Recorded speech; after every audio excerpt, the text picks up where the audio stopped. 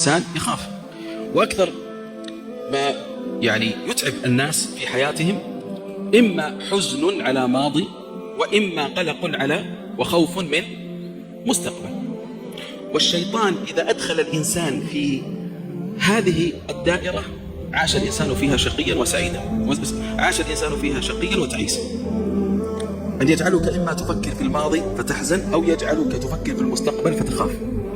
ولذلك أول بشارة جاءت للمؤمنين ما هي؟ أول بشارة تأتي للإنسان عندما يقبل على الآخرة ويدبر عن الدنيا. ما هي أول بشارة تأتيه؟